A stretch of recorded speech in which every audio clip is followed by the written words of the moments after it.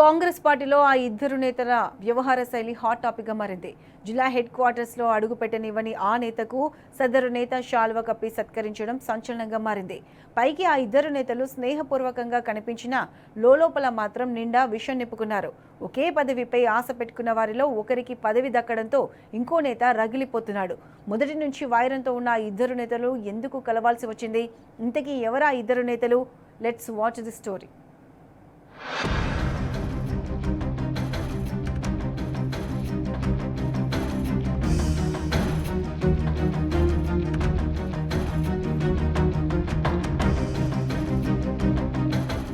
మంచిర్యాల జిల్లా మంత్రి వివేక్ వెంకటస్వామి, ఎమ్మెల్యే ప్రేమ్ సాగర్ రావులకు మధ్య అంతర్గత విభేదాలు హాట్ టాపిక్ గా మారాయి.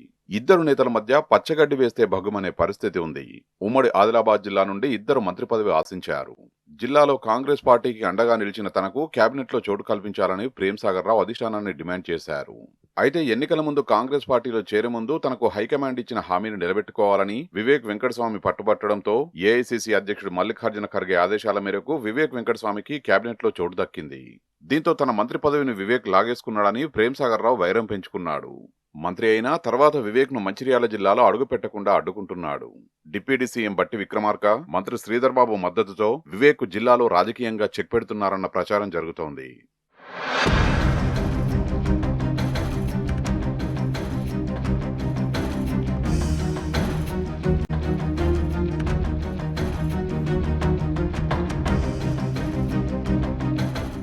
మంచిర్యాల ఎమ్మెల్యే ప్రేమ్ సాగర్ రావు ఉమ్మడి ఆదిలాబాద్ జిల్లాకు కాంగ్రెస్ పార్టీకి పెద్ద దిక్కుగా ఉన్నారన్నది ఆయన సన్నిహితుల వాదన. 2007లో రేవంత్ రెడ్డి, బట్టి విక్రమార్క, ప్రేమ్ సాగర్ రావులు ఒకేసారి ఎమ్మెల్సీలు అయ్యారు. అందులో రేవంత్ సీఎంగా, బట్టి విక్రమార్క ఉప ముఖ్యమంత్రిగా అయ్యారు. తాను మాత్రం ఎమ్మెల్యేగానే ఉండిపోవాల్సి వచ్చిందన్నది ప్రేమ్ సాగర్ రావు ఆవేదన. కాంగ్రెస్ కష్టకాలంలో కూడా పార్టీని నమ్ముకున్న తనకే కేబినెట్ బెర్త్ ఇవ్వాలన్నది ప్రేమ్ సాగర్ రావు డిమాండ్. అయితే సామాజిక సమీకరణాలు సెట్ కాకపోవడంతో ప్రేమ్ సాగర్ రావుకు మంత్రివర్గంలో చోటు కల్పించకుండా రాష్ట్ర సివిల్ సప్లై కార్పొరేషన్ చైర్మన్ గా నియమించారు. ఆ కార్పొరేషన్ చైర్మన్ పదవిపై ఇష్టం లేని ఆయన ఇప్పటివరకు పదవీ బాధ్యతలు చేపట్టలేదు. తనకు మంత్రి పదవి ఇవ్వాలని హైకమాండ్ పై తీవ్ర ఒత్తిడి చేస్తున్నారు ప్రేమ్ సాగర్ రావు.